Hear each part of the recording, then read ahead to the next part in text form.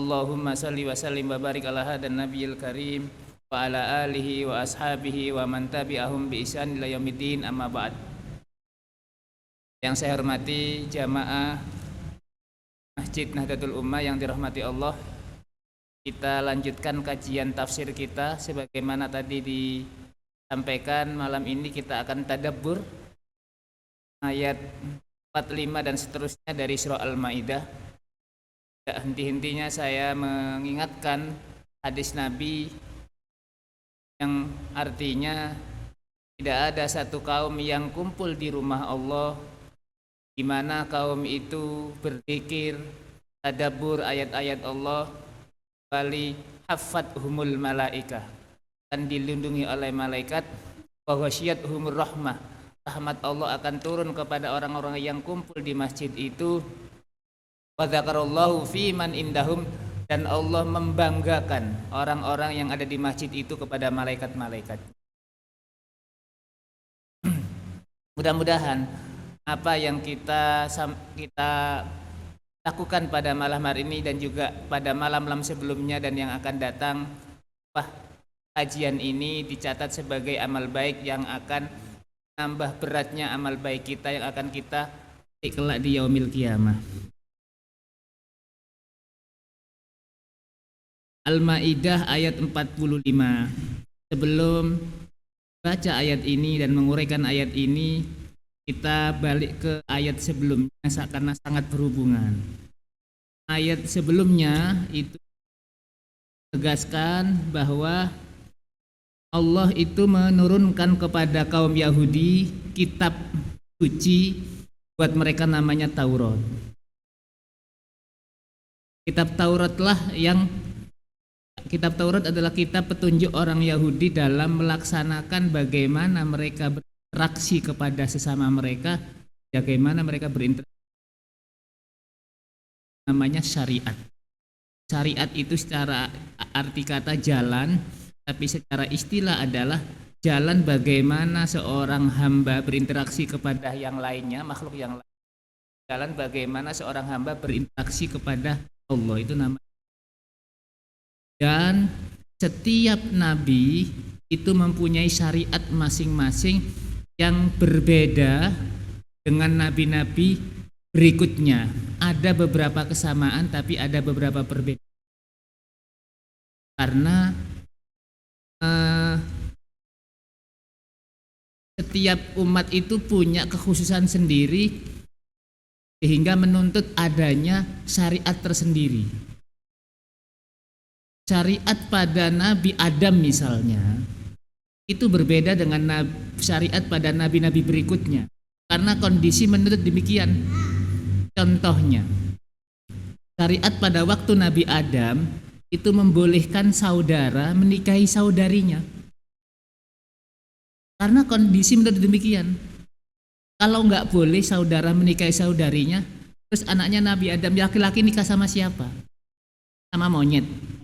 Kan nggak mungkin. Diperbolehkan saat itu. Seiring dengan perjalanan waktu, syariat-syariat Nabi itu ada yang dihapus, ada yang disempurnakan, ada yang ditambah. Syariat itu makanan bagi jiwa manusia. Bagaimana makanan untuk jasad manusia itu berbeda dari tahapan ke tahapan, begitu pula makanan jiwa, makanan untuk jiwa manusia. Bayi yang baru lahir makanannya ASI. Seiring dengan perjalanan waktu bisa dicampur dengan pisang, kemudian bubur, terus nasi tim, kemudian agak besar sedikit nasi biasa tapi agak dilembutkan, sampai nanti besar ya bisa macam-macam, bisa rawon, garang asem, kemudian semen, pasir, geragal, semuanya bisa, kan begitu. Asarannya begitu. Kalau sudah besar kan begitu. Gak mungkin kita ndulang garang asem ke bayi, itu kan gak mungkin. Itu pula syariat. Syariat Allah kepada manusia ini bertahap karena memang umurnya manusia saat itu menuntut demikian. Syariat pada waktu Nabi Musa, kalau seorang hamba pengikut Nabi Musa itu berdosa dan benar-benar mengaku bertaubat, nggak cukup dengan nangis di tengah malam sholat taubat kemudian termehek-mehek di atas sajadah, nggak cukup. Tanda pertaubatan bagi pengikut Nabi Musa itu dibunuh atau saling membunuh. Itu tanda kalau mereka benar-benar taubat. Ceritanya di mana? Contohnya itu ada di Al-Quran diceritakan ketika Nabi Musa meninggalkan kaumnya untuk menerima Taurat selama 40 hari, dan Nabi Musa memasrahkan saudaranya Harun untuk menjaga kaumnya itu. Ternyata mereka bikin ulah, mereka menyembah sapi betina begitu. Sapi betina itu bisa bicara, bisa yang lainnya. Akhirnya mereka terpukau dengan ulah namanya salah seorang pengikut mereka namanya Samiri. Akhirnya sebagian dari pengikut Nabi Musa itu menyembah sapi itu. Nabi Harun sudah berkeringat-keringat mencegah mereka, tapi nggak berdaya. Akhirnya setelah Nabi Musa datang dari Bukit Turisina dan mendapati sebagian kaumnya itu menyembah sapi itu, Nabi Musa marah, kemudian memisahkan dari kaumnya itu. Siapa yang kemarin ikut-ikutan nyembah sapi ke sebelah sana, yang gak ikut-ikutan sebelah sini. Marah Nabi Musa, didramatisir. Kalian gak tahu diri, bukankah kalian ini baru saja diselamatkan Allah dari kejaran Fir'aun? Fir'aun dan bala tentaranya itu tenggelam dan kalian melihatnya. Itulah Tuhan Allah yang telah menyelamatkan kita. Tega-teganya, goblok-gobloknya kamu itu menyembah sapi. Nabi Harun sudah mengatakan, saya sudah nasihati tapi mereka gak peduli. Nah, sekarang bukan urusanmu Harun, sekarang urusan kamu mereka dengan saya. Sudah, yang benar-benar taubat, yang kemarin bikin ulah dan bertaubat, maka mereka harus dibunuh dan saling membunuh. Kalau memang kalian benar-benar taubat. Tanda pertaubatan orang Yahudi. Kalau syariat itu diterapkan di akhir zaman, setiap kali bersalah dan berbuat dosa kemudian membunuh, ini banyak properti nganggur kan begitu.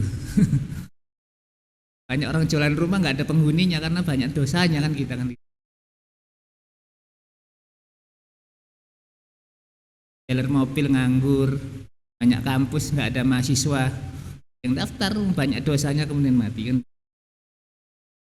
Karena memang kondisinya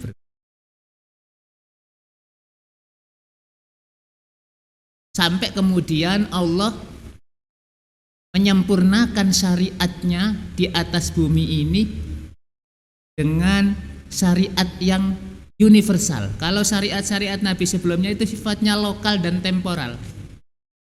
Syariat yang dibawa Nabi Musa dan kitab Taurat itu untuk kaum Nabi Musa, Bani Israel.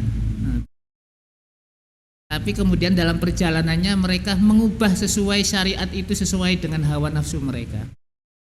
Akhirnya datang Nabi berikutnya, Nabi Isa, balikkan kembali atau menyempurnakan syariat yang sudah diselewengkan oleh pengikut Nabi Musa itu. Ternyata syariat Nabi Isa itu juga kemudian diutek-utek sama pengikutnya. Akhirnya Allah mengutus Nabi akhir zaman mengoreksi ajaran Nabi Isa yang sudah dipelintir, dipelukutu sama pengikutnya. Dan mengoreksi juga anggapan mereka yang berlebihan tentang Nabi Isa, yaitu menuhankannya.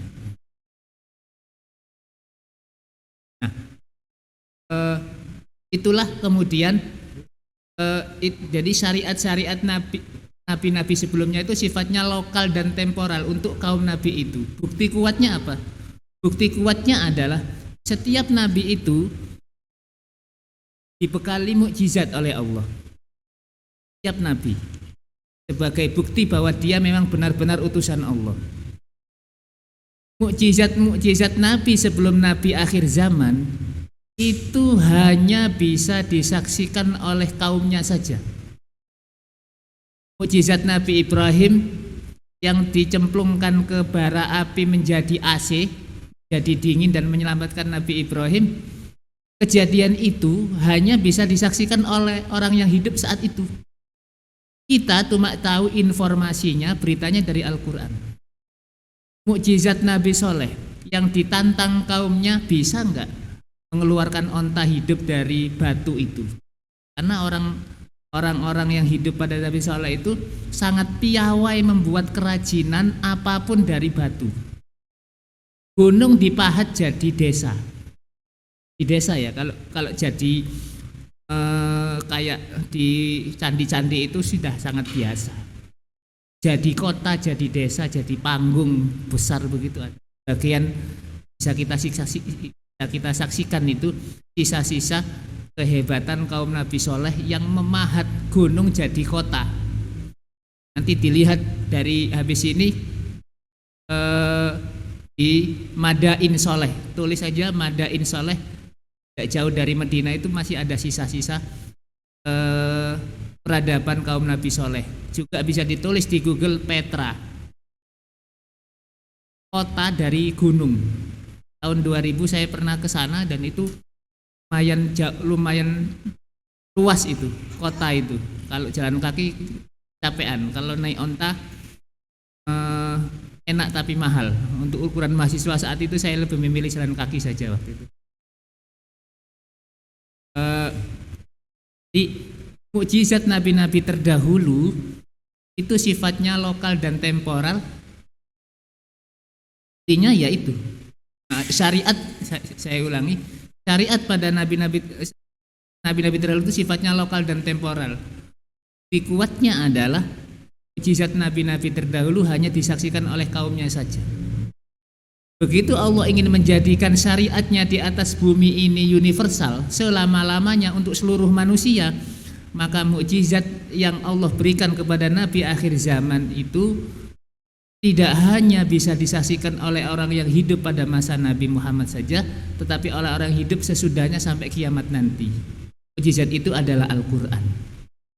Sampai sekarang tantangan Al-Quran itu masih berlaku.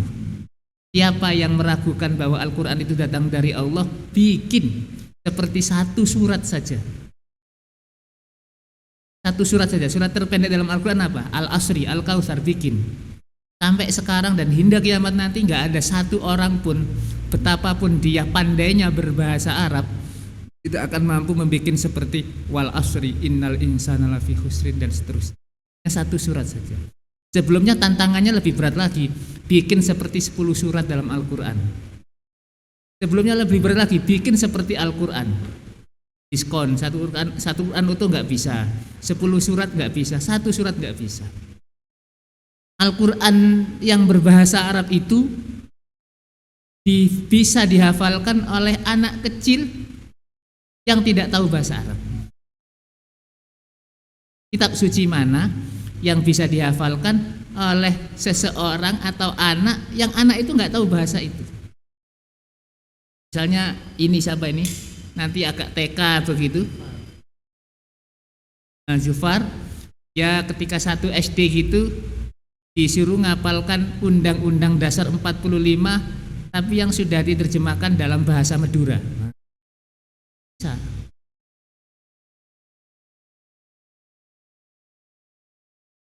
Orang rata-rata bisa menghafalkan suatu sebuah bacaan begitu dengan bahasa yang dia pahami. Dulu waktu pramuka kita ngapalkan dasar-dasar pramuka, Undang-Undang Dasar 45. Nah,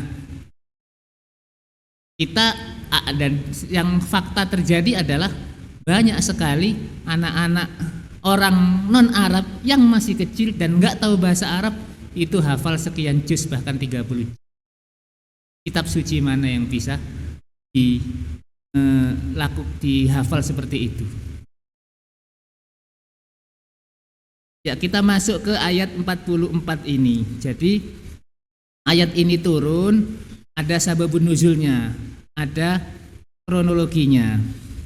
Jadi di sini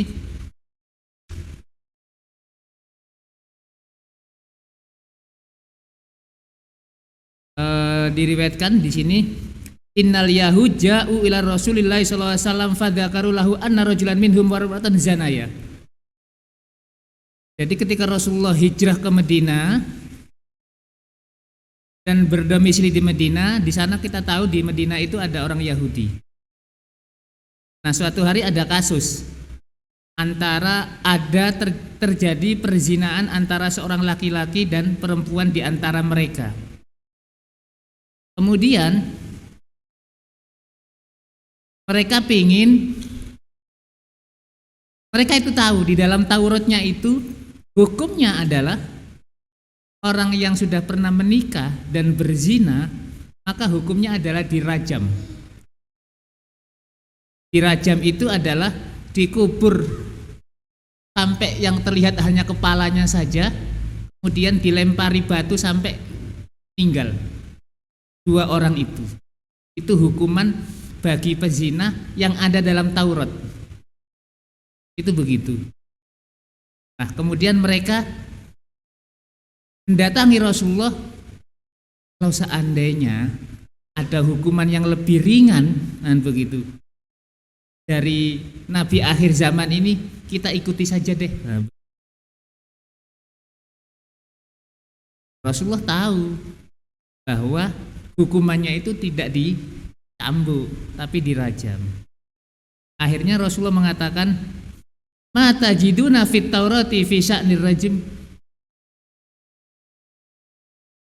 Oh, kalau mereka kemudian, kalian itu kan orang Yahudi kemudian berzina. Kalau di Taurat bagaimana hukumnya orang berzina itu? Mereka kemudian bohong. Oh, hukumnya itu Rasulullah dicambuk. Dicambuk. Belum Rasulullah menjawab, salah seorang dari mantan Yahudi yang sudah masuk Islam namanya Abdullah bin Salam mengatakan, "Kadzabtum, inna fiha ar-rajm." Kalian bohong. Sebenarnya hukumannya bukan dicambukkan tapi dirajam, kan begitu. Ya. Maka kemudian kalian itu kan belum nggak masuk Islam. Ya udah, Anda masih Yahudi, maka ketika ada pelanggaran pidana, Anda harus melaksanakan hukum yang ada dalam Taurat. Nah, cari enaknya begitu. Ada kasus lagi kemudian terjadi pembunuhan. Nah, itu di ayat yang selanjutnya itu adalah ada terjadi pembunuhan. Jadi ada satu orang Yahudi membunuh orang Yahudi yang lain. Kemudian mereka mengadu ke Rasulullah, gimana ini hukumnya? Kemudian dan Rasulullah mengatakan, bukankah dalam Taurat itu sudah ada kisos? Siapa yang menghilangkan nyawa, maka nyawanya juga harus dihilangkan. Siapa yang menghilangkan telinga saudaranya, maka telinganya juga harus dihilangkan. Itu kan sudah ada. Akhirnya maka turun ayat tadi, ayat yang 45 ini, wa katabna alaihim fiha annan nafsa bin nafsi wal aina bil aini wal anfa bil anfi wal uduna bil uduni wasinna bisinni wal juruha qisos. Bahkan 40.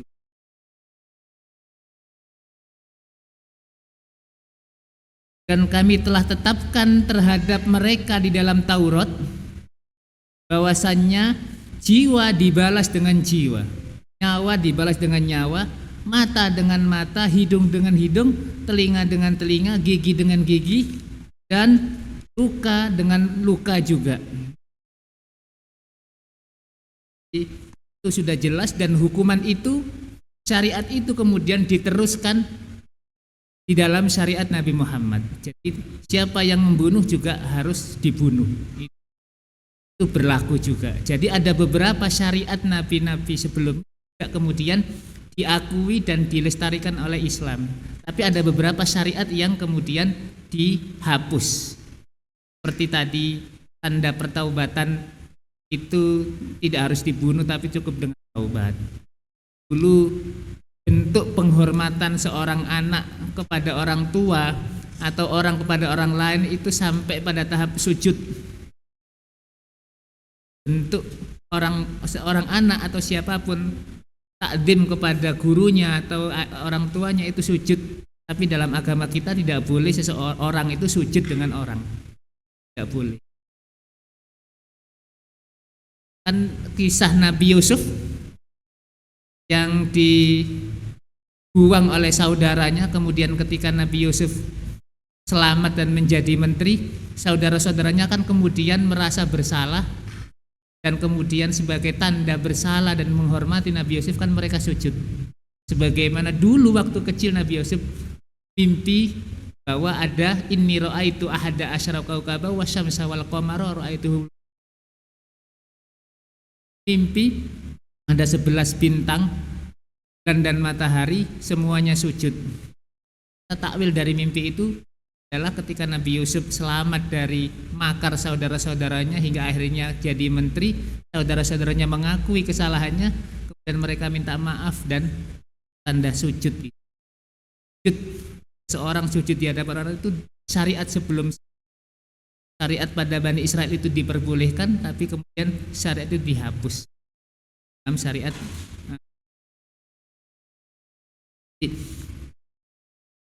Jadi qisas itu syariat sebelum kita, tapi dilestarikan, diakui dalam syariat agama kita. Nah itu juga kronologinya sama, bahwa ada pembunuhan di kalangan orang Yahudi, kemudian mereka minta Rasulullah untuk menghukumi. Kemudian Rasulullah mengatakan hukumannya ya qisas.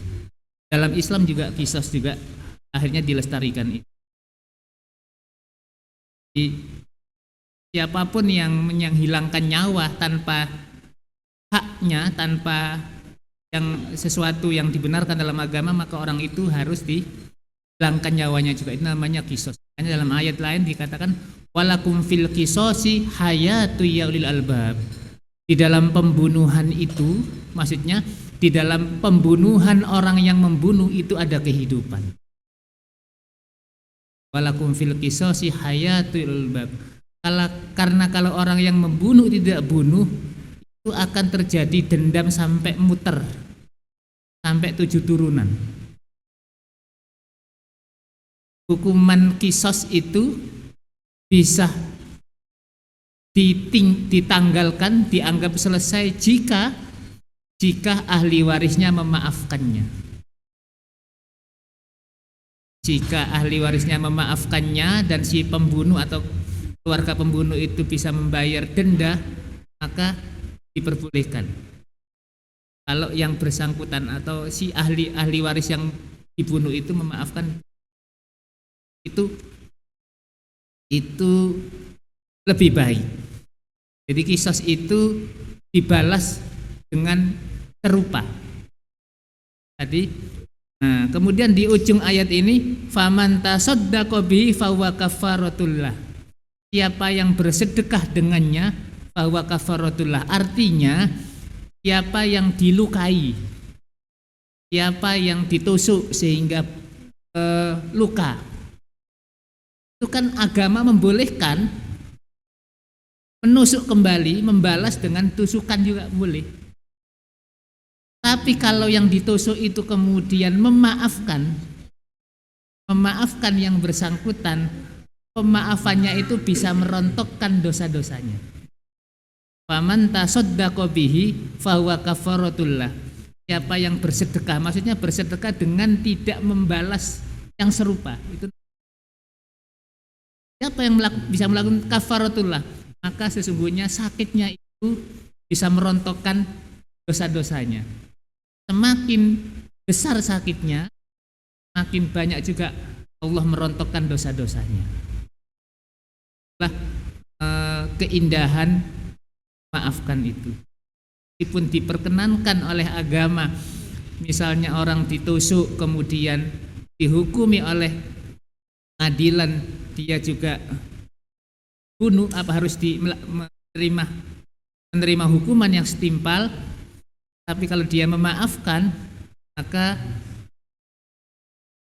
lukanya dia itu adalah bisa merontokkan dosanya. Barusan ada berita yang menusuk Syekh Ali Jabir yang sudah meninggal itu, istrinya meminta mengirim surat ke pengadilan supaya dimaafkan. Dihukumi 4 tahun penjara dan ngirimin surat saya dimaafkan. Kalau itu dilakukan, maka dosa Syekh Ali Jabir itu rontok dengan agama kita. Itu sangat menghargai, jangankan nyawa, luka juga sangat dihargai sekecil. Kalau orang itu disakiti baik fisik maupun psikisnya dan enggak membalas, nah bentuk pemaafan dia itu bisa merontokkan dosanya. Faman tasaddaqa bi fa huwa kafaratullah wa man lam yahkum bima anzalallahu fa ulaika humudz zalimun. Dan siapa saja yang tidak bertahkim dengan yang Allah turunkan, maka dia orang-orang yang saya bacakan beberapa hadis. Di ayat an nafsa bin nafsi ini berlaku bagi jumhur ulama, berlaku semuanya. Jadi kalau laki-laki membunuh perempuan ya sama, laki-laki harus dibunuh. Nah, begitu an nafsa bin nafsi. Kemudian bagaimana seorang merdeka membunuh budak? Jadi perbedaan kalangan ulama. Pun sebagian ulama mengatakan enggak peduli budak dibunuh atau sebaliknya, maka harus tetap yang membunuh tetap dibunuh. Bagaimana kalau yang dibunuh itu orang kafir? Nah, ini dikatakan kalau layak tulu mukmin kafir. Jadi Imam Abu Hanifah itu orang muslim yang membunuh orang kafir tidak dibalas dibunuh lagi. Kafir di sini adalah bukan kafir yang wajib dilindungi, bukan kafir dhimmi ya. Kalau kafir dhimmi jangankan dibunuh, kalau disakiti saja sudah bermusuhan dengan Rasulullah. Nah, dalam salah satu hadisnya, siapa yang menyakiti kafir dhimmi, orang non muslim yang berada dalam lingkungan bawah keamanan Islam, telah menyakiti.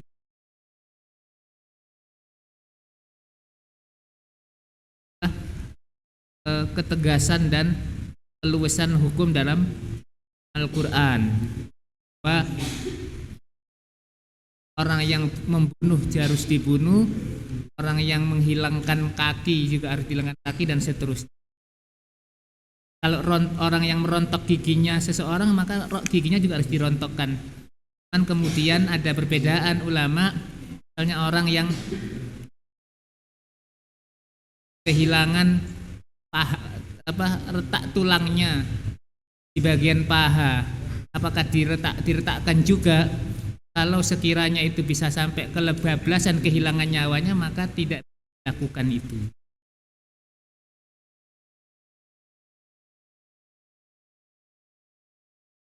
Dan ada beberapa, jadi ayat ini indahnya adalah ditutup dengan faman tasaddaqa bi fa huwa kafaratullah. Siapa yang bersedekah, maksudnya bersedekah itu bukan hanya sekedar mengeluarkan sesuatu yang bentuknya fisik dikasihkan orang. Bersedekah adalah menahan diri untuk tidak membalas, maka sakit yang dia derita itu merontokkan dosa-dosanya.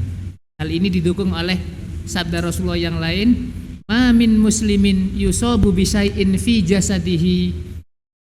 Tidak ada satu orang muslim yang kemudian terluka dalam organ tubuhnya, fayatasaddaq bihi, kemudian dia bersedekah dengan tidak membalas atas luka itu, illa rafa'allahu bihi darajah, kecuali Allah akan mengangkatnya dengan kesabarannya itu, enggak balas itu, diangkat ke derajat wa hatta anhu biha khoti'ah, kemudian diangkat derajatnya, kemudian dirontokkan kesalahannya. Itu hadis Rasulullah yang diriwayatkan oleh Abu Darda.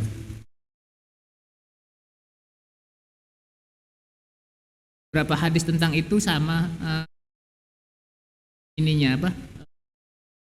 Maknanya juga hampir sama begitu.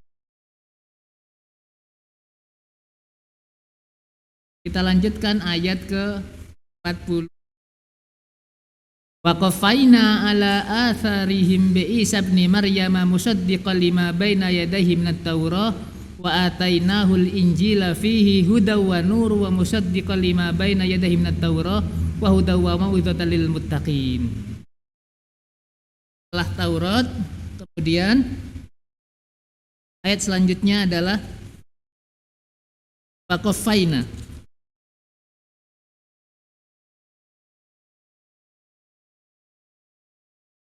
Wa qafaina, dan kami iringkan jejak mereka atau nabi-nabi Bani Israel dengan Isa putra Maryam,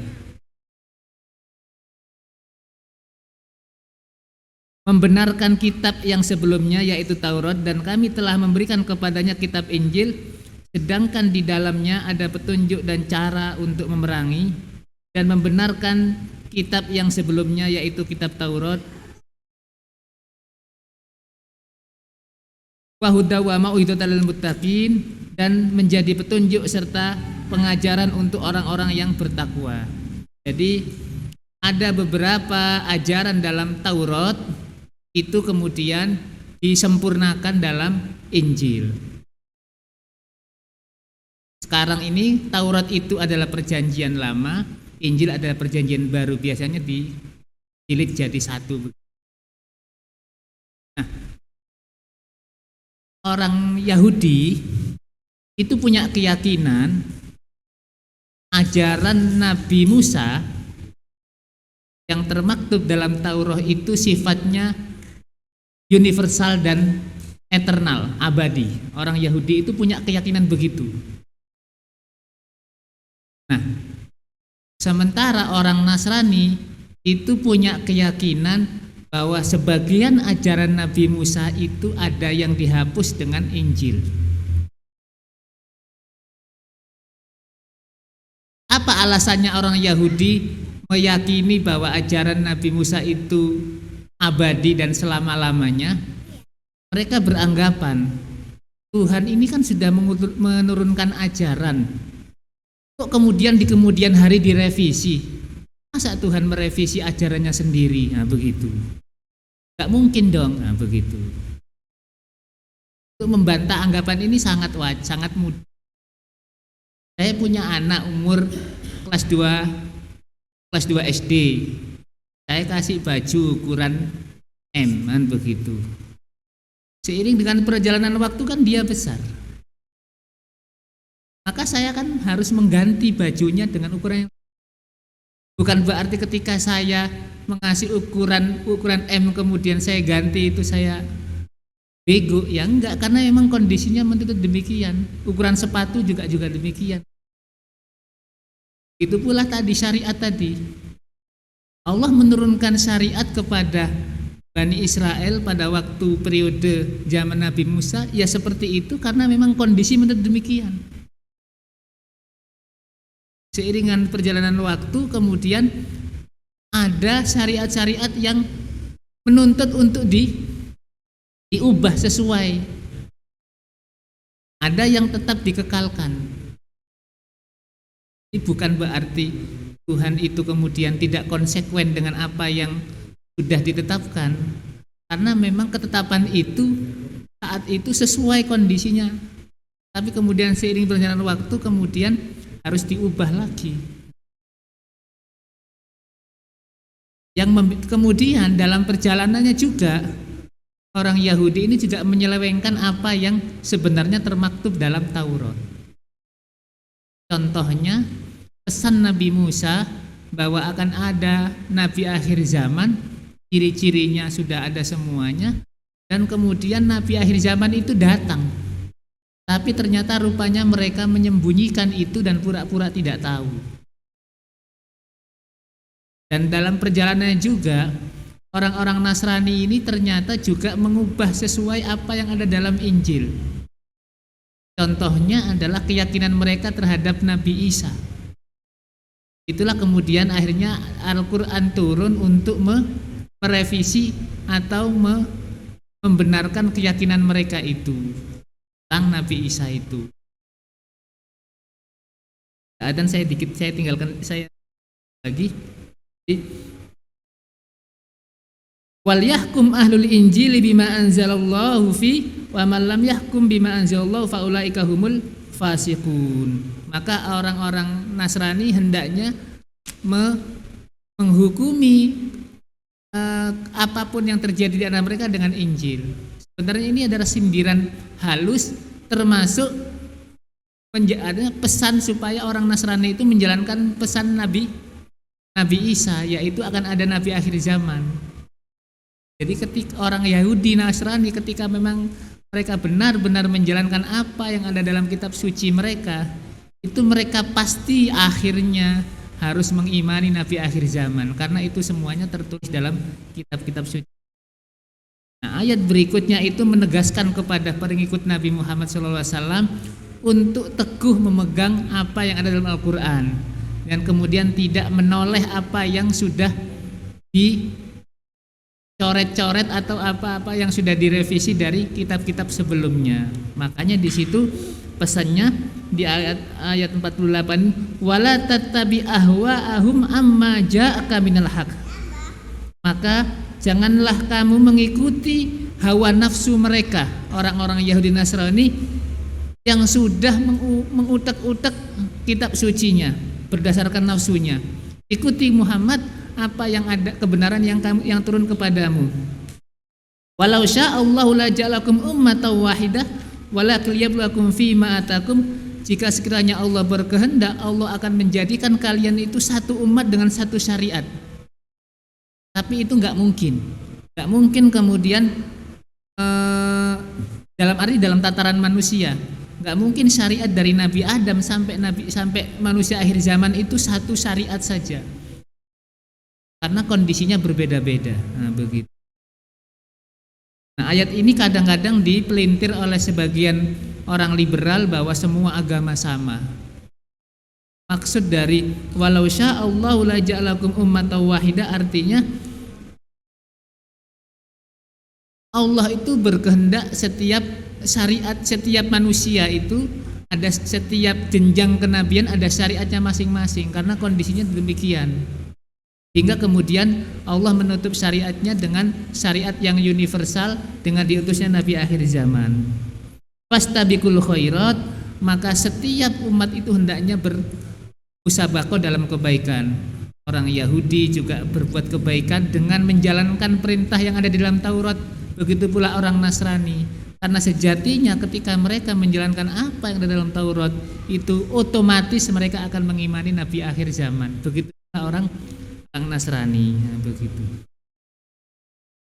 Ilallahi marji'ukum jami'an fayunabbi'ukum bima kuntum takhtalifun. Semuanya akan kembali kepada Allah, kemudian Allah akan menghukumi perbedaan yang terjadi di antara mereka. Ayat 48 ini sudah ada, saya cukupkan, barangkali masih ada yang ditanyakan silahkan.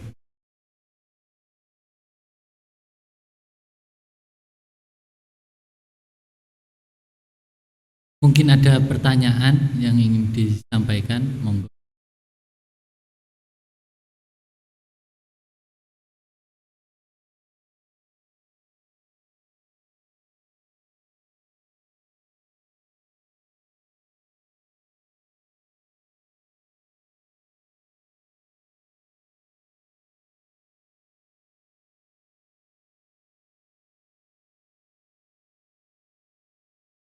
Jadi orang Nasrani dengan Kristen itu sama, itu dua nama untuk penyebutan yang satu. Jadi dalam bahasa Arabnya itu Nasrani, dari kata-kata Nasoro, karena mereka itu adalah menolong atau penolong Nabi Isa. Kristen itu Nabi Isa itu dalam bahasa Inggrisnya itu Chris, begitu. Kristen dan begitu. Orang Kristen itu mereka meyakini bahwa ajaran Nabi Musa yang ada dalam Taurat itu sebagian itu dikoreksi dan dibenarkan atau disempurnakan dalam Injil. Itu orang Kristen. Nah, mereka meyakini Nabi Isa lebih dari yang sebenarnya. Mereka menganggap Nabi Isa ini adalah anak Tuhan yang diturunkan ke bumi untuk dialirkan darahnya, disalib untuk menebus dosa manusia. Jadi orang Nasrani itu punya keyakinan dulu Adam dan Hawa itu melakukan kesalahan saat di surga dengan memakan buah terlarang itu. Akhirnya Tuhan mengusir mereka dari surga ke dunia ini dalam keadaan mempunyai dosa. Dan dosa itu terwariskan ke anak cucunya. Setiap kali manusia itu lahir, bayi itu membawa dosa turunan itu. Dosa gara-gara Adam dan Hawa memakan itu, jadi dosa itu terus turun-temurun, namanya original sin. Akhirnya Tuhan bingung, ini versi mereka. Dan akhirnya punya solusi. Saya harus, kata mereka, saya harus mengutus anak saya ke bumi untuk saya alirkan darahnya. Dengan dialirkan darahnya anak saya itu, maka dosa manusia itu sejak dilahirkan di salibnya Yesus itu terhapus. Adapun manusia yang hidup setelah disalibnya Yesus, cukup dia meyakini bahwa Yesus itu juru selamat. Maka dosa apapun yang telah dan akan dilakukan itu akan terampuni. Singkat kata, orang Kristen itu punya keyakinan bahwa Nabi Isa itu juru selamat atau Tuhan juru selamat. Itu begitu. Jadi mereka itu di satu sisi ingin mengoreksi ajarannya Nabi Musa dengan Tauratnya itu, tapi kemudian di sisi lain mereka kebablasan meyakini Nabi Isa lebih dari itu. Nah, kalau orang Yahudi, mereka itu meyakini ajaran Nabi Musa itu ajaran yang sifatnya abadi, tidak percaya dengan nabi-nabi yang datang sesudahnya. Begitu. Orang kasarannya begini, orang Yahudi itu nggak mau meyakini nabi yang datang setelah Nabi Isa, karena baginya ajaran Nabi Musa itu, saya ralat, orang Yahudi itu meyakini bahwa tidak ada lagi nabi yang patut diimani yang merevisi ajaran Nabi Musa. Karena bagi orang Yahudi ajaran Nabi Musa itu sifatnya abadi. Nah, orang Nasrani tidak.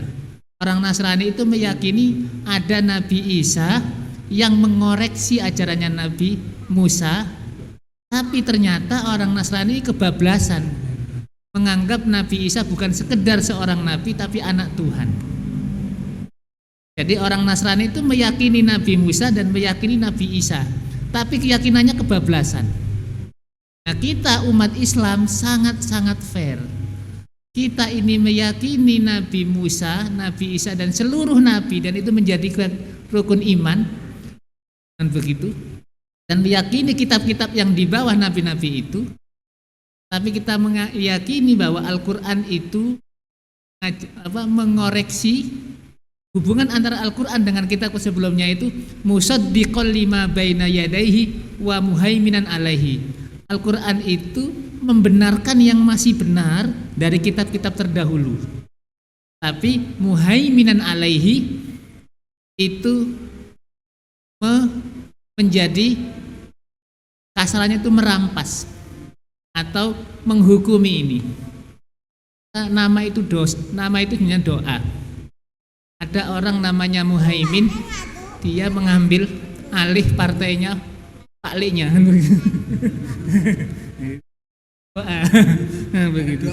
Iya, karena namanya Muhaimin, akhirnya dia mengakuisisi pamannya sendiri. sampai ke sana tadi, muhaimin tadi kan. Jadi hubungan Al-Qur'an dengan kitab-kitab sebelumnya itu musaddiqal lima bana yadayhi wa muhaiminan alaihi. Jadi Al-Qur'an itu masih membenarkan yang masih benar dalam kitab-kitab sebelumnya, tapi muhaiminan alaihi. Jika ada perbedaan antara Al-Qur'an dengan kitab-kitab sebelumnya, yang jadi patokan itu adalah Al-Qur'an. Kita umat Islam sangat fair. Kita meyakini ajaran Nabi akhir zaman, juga wajib mengimani nabi-nabi sebelumnya dan kitab-kitabnya. Dan kitab-kitab itu yang masih benar dibenarkan Al-Qur'an, yang tidak ada perbedaan, maka patokannya adalah Al-Qur'an.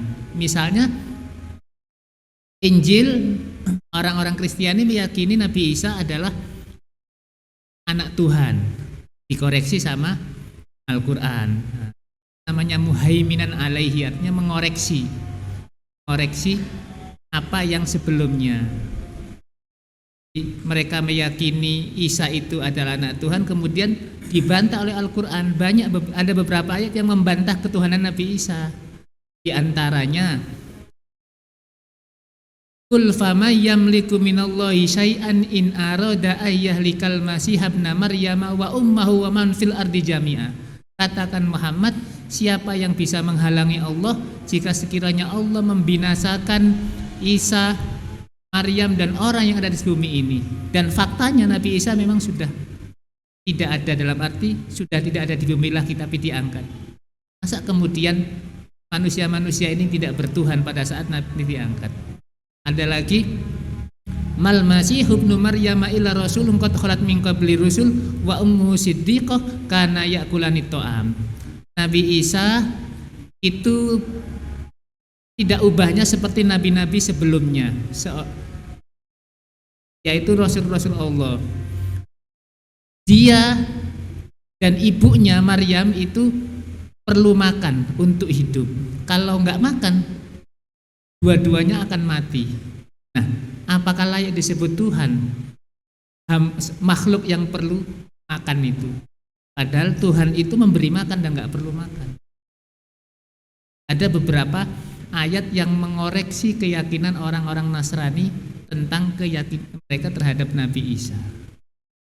Itulah indahnya dan sempurnanya agama kita. Kita yakini nabi-nabi terdahulu, kitab-kitab terdahulu, berbeda dengan orang Yahudi yang tidak mau tahu dan tidak meyakini adanya nabi dan ajaran setelah Nabi Musa. Orang Nasrani, dia meyakini, mengimani Nabi Musa, tapi kemudian keyakinannya terhadap Nabi Isa kebablasan. Hanya dalam Al-Qur'an, dalam surah Al-Fatihah, tafsiran ghairil maghdubi alaihim waladdallin itu adalah ghairil maghdubi, bukan orang-orang yang dimurkai Allah. Siapa? Tafsirannya adalah orang-orang Yahudi. Waladdallin bukan orang-orang yang tersesat, yaitu tafsirannya adalah orang Nasrani, karena mereka keyakinannya kepada Nabi Isa kebablasan. Ihdinas siratal mustaqim siratal ladzina an'amta alaihim ghairil maghdubi alaihim waladdallin, bukan jalannya orang-orang yang engkau murkai dan bukan juga jalannya orang-orang yang kebablasan itu. Doa kita setiap saat ketika kita baca Al-Fatihah, ihdinas siratal mustaqim. Itu benang merah yang bisa kita tarik perbedaan antara Muslim dan Nasrani dan orang Yahudi.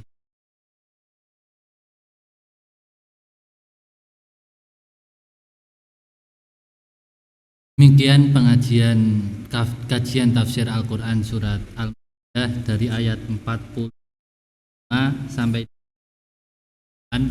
yang menjelaskan tentang Taurat dan Al-Quran. Dan sampailah pada akhir acara, mari kita akhiri dengan bacaan hamdalah dan doa kafaratul majlis. Alhamdulillahirabbil alamin, subhanaka Allahumma wa bihamdika asyhadu an la ilaha illa anta astaghfiruka. Baik, dari saya kurang lebihnya saya mohon maaf. Wallahul muwaffiq ila aqwamit. Assalamualaikum warahmatullahi wabarakatuh.